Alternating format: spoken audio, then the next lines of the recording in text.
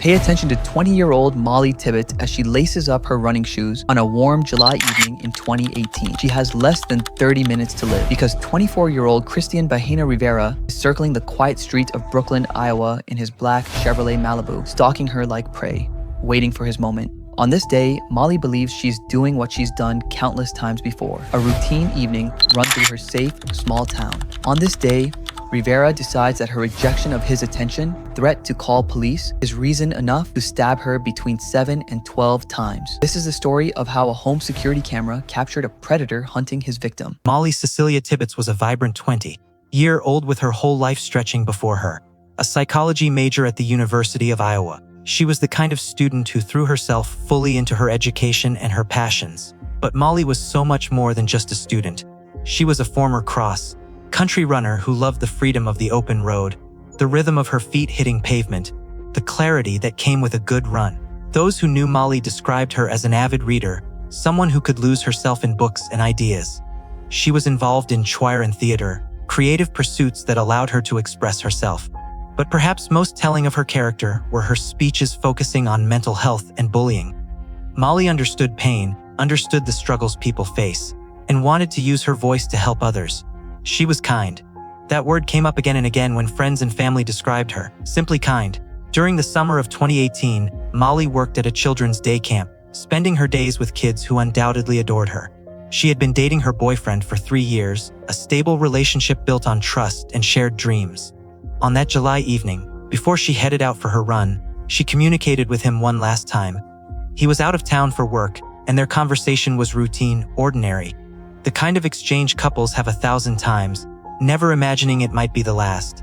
Molly lived in Brooklyn, Iowa, a small town where people knew their neighbors, where running alone in the evening felt safe, where a young woman should have been able to exercise without fear. The town had a population of just over 400 people.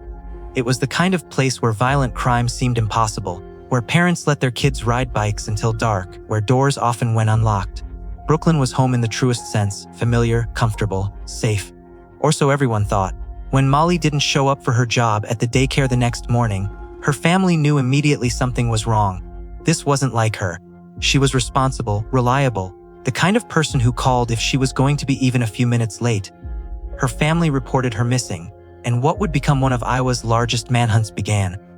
The community rallied. Hundreds of volunteers searched fields, ditches, and back roads. Law enforcement officers worked around the clock, conducting over 500 interviews, following up on more than 300 tips. The reward money for information leading to Molly grew to over 366,000 as days turned into weeks with no sign of her. The evening of July 18, 2018 started like any other for Molly Tibbetts. She headed out around 7:30 p.m. for her regular run, a routine she'd done countless times before. The sun was still up, the evening warm, the streets of Brooklyn familiar. She had no reason to feel afraid, but someone was watching her. Security camera footage would later reveal the predator's presence. A black Chevrolet Malibu appeared in the video, circling repeatedly around the area where Molly was jogging. The car's movements weren't random. This was hunting behavior. The driver had spotted Molly and was following her, tracking her route, waiting for an opportunity. Inside that black Malibu was Christian Bahena Rivera, a 24-year-old farmhand who worked at Yarrabee Farms near Brooklyn. Rivera, an undocumented Mexican immigrant who had entered the United States illegally at age 17, sometimes used the alias John Bud. On this particular evening, he would later admit, he saw Molly running and found her attractive. Instead of driving past and continuing with his life, he made a choice that would end hers.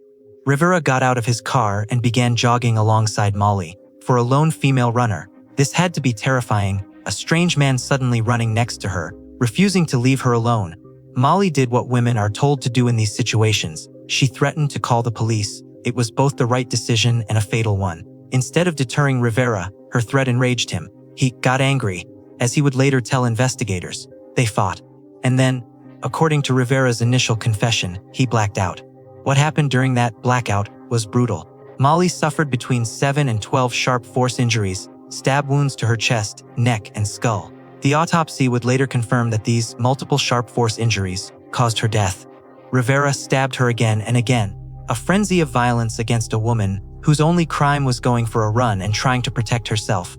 When Rivera's memory allegedly returned, he was driving his black Malibu with Molly's body in the trunk. Her blood, later confirmed through DNA testing, stained the trunk of his vehicle, silent testament to the horror that had occurred. Rivera drove to a secluded area in a cornfield in Poweshiek County. He pulled Molly's body from the trunk and carried it into the field, where he concealed it under corn stalks and leaves. Only her bright running shoes remained visible, a small flash of color in the endless rows of corn. For weeks, investigators worked tirelessly to find Molly Tibbetts, but the case seemed to lead nowhere. Tips poured in, but none brought them closer to finding her. The community searched, hoped, prayed. But then, about a month after Molly's disappearance, authorities caught a break home security camera footage. The video showed a silhouette of a woman running, likely Molly, and crucially, it captured repeated sightings of a black Chevrolet Malibu circling the area where she had been jogging. An investigator later spotted that same vehicle driving in Brooklyn and identified the driver as Christian Bahena Rivera. When police brought Rivera in for questioning, the interrogation lasted 11 hours. And at the end of those 11 hours, Rivera led them to Molly's body on August 21, 2018, more than a month after she disappeared. The confession Christian Bahena Rivera gave to investigators was detailed and damning. He admitted he saw Molly jogging and found her attractive. He confessed that he followed her in his vehicle, then got out and jogged alongside her. When she threatened to call the police, he admitted he got angry, and they fought. Then came his explanation for what happened next. He claimed he blacked out. The next thing he remembered, according to his statement, was driving with Molly's body in his trunk. Rivera admitted he removed her bloody body from the trunk and concealed it in the cornfield under corn stalks and leaves. His confession was specific, detailed, and most critically, he led police directly to her body.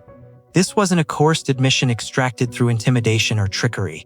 He knew exactly where Molly's body was because he had put it there. The physical evidence supported his confession perfectly. When investigators processed Rivera's black Chevrolet Malibu, they found Molly's blood in the trunk. DNA testing confirmed it was hers. The surveillance footage showed his car circling the area where Molly was running at the time she disappeared. The autopsy confirmed she died from multiple stab wounds, 7 to 12 sharp force injuries to her chest, neck, and skull. Everything aligned the confession, the physical evidence, the timeline, the body's location. Prosecutors also noted disturbing details about how Molly's body was found.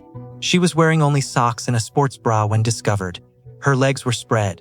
These details suggested Rivera's motive may have been sexual, though the advanced decomposition of her body after a month in the summer heat made it impossible to definitively determine if sexual assault had occurred.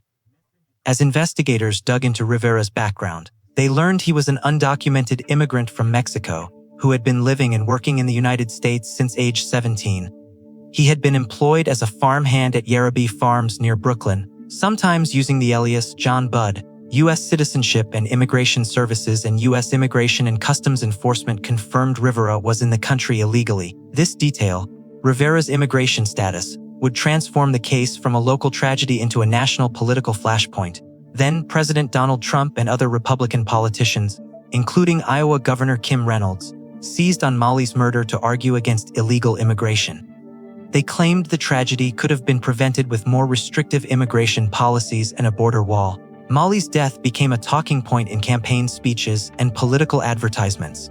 But Molly's family pushed back forcefully against this politicization of their daughter's death. Her father, Rob Tibbetts, publicly criticized the use of Molly's murder to advance anti-immigration rhetoric as heartless and despicable. He wrote in the Des Moines Register that politicians should not appropriate Molly's soul in advancing views she believed were profoundly racist. He stressed that the Hispanic community shares the same values as Iowans, adding pointedly, "As far as I'm concerned, they're Iowans with better food." For the Tibbetts family, Molly wasn't a political symbol. She was their daughter, and her memory deserved better than being weaponized for partisan purposes. The case also sparked important conversations about the dangers women face while running. Female runners across the country shared their experiences of harassment, stalking, and fear using the hashtag #FayMilesForMolly. The conversation highlighted a painful reality. Women often can't simply go for a run without worrying about their safety, without calculating risk, without carrying pepper spray or keys between their fingers, without sharing their route with someone, without constantly being alert to vehicles that slow down or men who get too close. Molly's friends started the Molly Movement, an online group encouraging acts of kindness in her memory, trying to create something positive from unspeakable tragedy. Rivera's trial finally began on May 17, 2021, nearly 3 years after Molly's murder. The prosecution's case seemed overwhelming.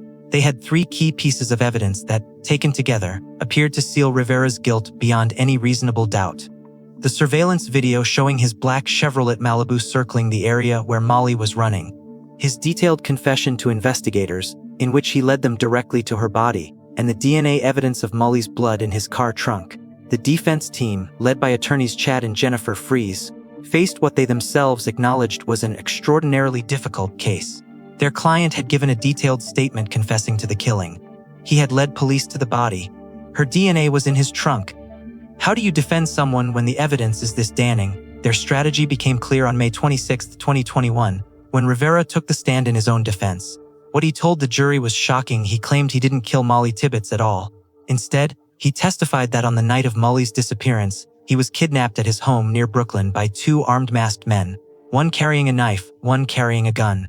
These masked men, Rivera claimed, forced him at gunpoint to drive them in his black Chevy Malibu to where Molly was jogging.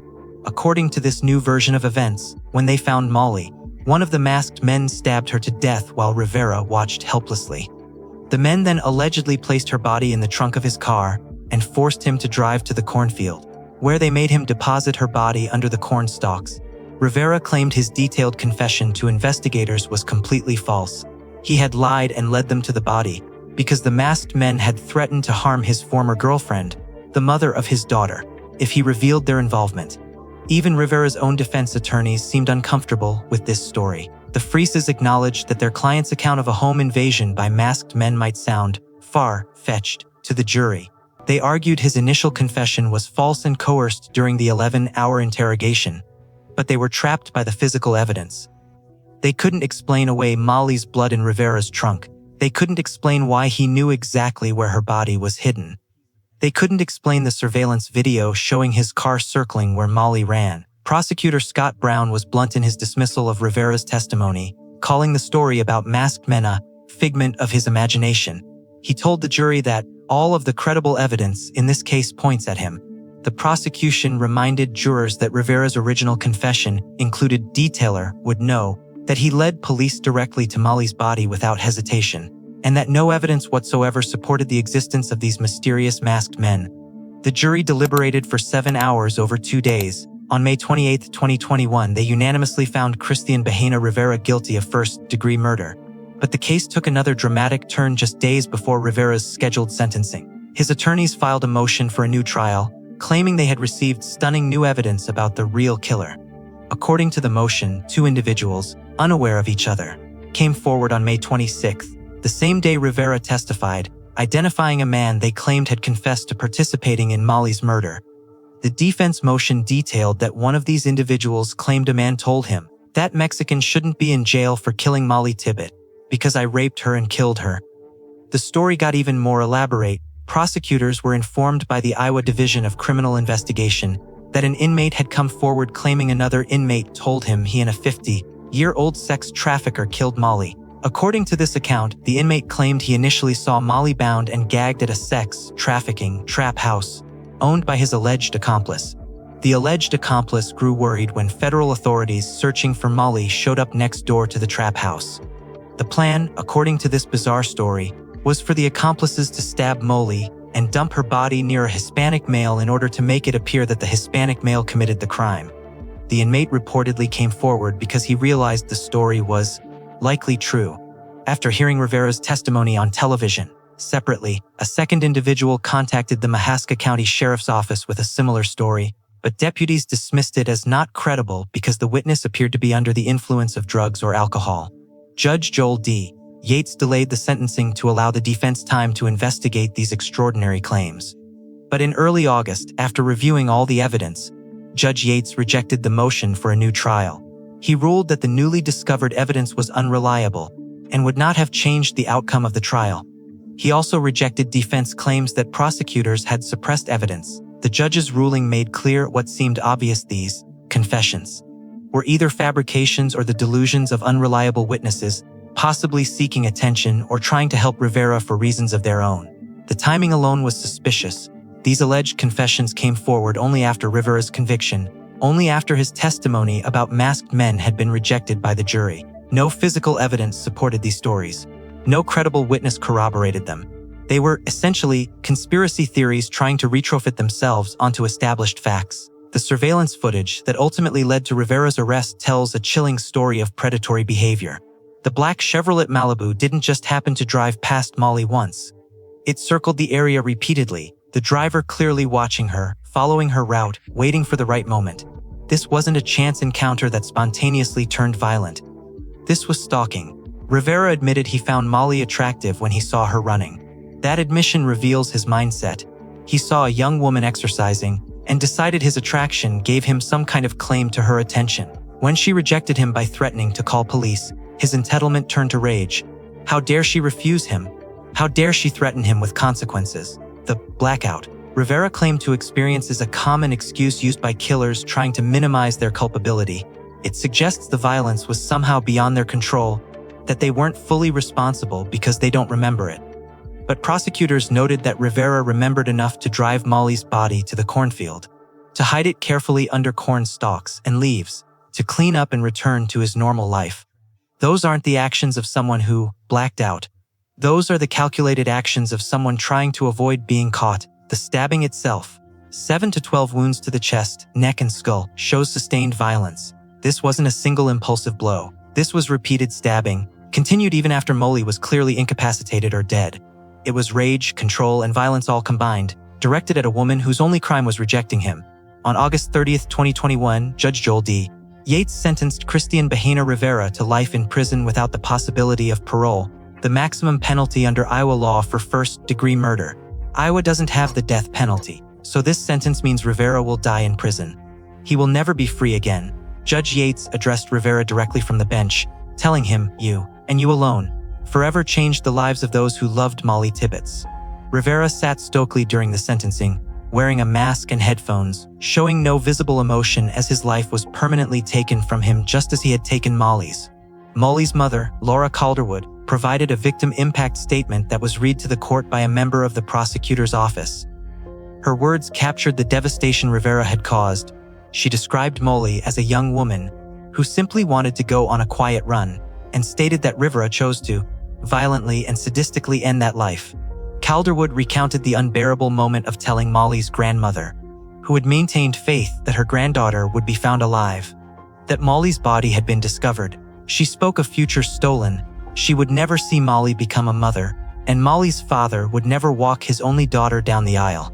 Rivera's defense attorneys declined to speak at sentencing but maintained their client's innocence based on the supposed new evidence.